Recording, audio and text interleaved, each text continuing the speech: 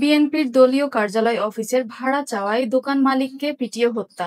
নারায়ণগঞ্জের ২৫০০-এ যা ঘটেছে তা শুনে আপনি স্তব্ধ হয়ে যাবেন। বুধবার সকালে নারায়ণগঞ্জের ২৫০০ উপজেলার মাহমুদপুর ইউনিয়নের শালমদি বাজারে জাহাঙ্গীর ভূঁইয়া নামের এক দোকান মালিককে পিটিয়ে হত্যা করা হয়। অভিযোগ, তারই দোকান ভাড়া নিয়ে চালানো হচ্ছিল বিএনপির একটি ইউনিয়ন অফিস, কিন্তু বকেয়া ১০,০০০ টাকা ভাড়া চাইতেই ঘটে রক্তাক্ত হত্যাকাণ্ড।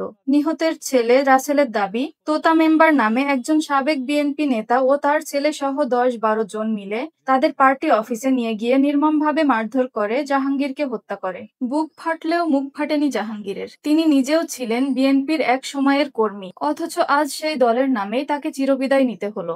২৫০০ থানার ভারপ্রাপ্ত কর্মকর্তা খন্দকার নাসির উদ্দিন জানান, দলীয় কার্যালয়ের দোকান ভাড়া নিয়ে দুই পক্ষের মধ্যে তর্কাতর্কি ও হাতাহাতি হয়। এর মধ্যে গুরুতর আহত হন জাহাঙ্গীর ভূঁইয়া। হাসপাতালে নেওয়ার পর তাকে মৃত ঘোষণা করেন চিকিৎসক। জেলা বিএনপির আহ্বায়ক অধ্যাপক মামুন মাহমুদ বলেন, ঘটনাটি খুবই দুঃখজনক ও নিন্দনীয়। যারা জড়িত তাদের বিরুদ্ধে সাংগঠনিক ব্যবস্থা নেওয়া হবে। অন্যদিকে ২৫০০ উপজেলা বিএনপির সভাপতি ইউসুফ আলী ভূঁইয়া দাবি করেন, তোতা মেম্বার নামে বর্তমানে বিএনপির কোনো পদে নেই, তবুও তার অনুসারীদের বিরুদ্ধে ব্যবস্থা নেওয়ার আশ্বাস দেন তিনি। একজন দোকান মালিক শুধু নিজের পাওনা চেয়েছিলেন, আর তাতেই তাকে জীবন দিতে হলো।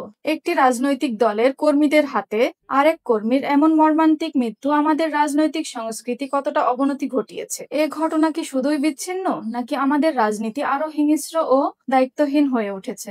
আপনি কি ভাবছেন? কমেন্টে জানিয়ে দিন আপনার মতামত। ভিডিওটি শেয়ার করুন যাতে সবাই জানে একজন নাগরিক আজও ভাড়া চাওয়ার অপরাধে প্রাণ হারাতে পারেন। সবশেষ তথ্য জানতে ও সত্যকে সামনে পেতে চ্যানেলটি সাবস্ক্রাইব করে রাখুন। Tania Sultana, Bangla news orbit.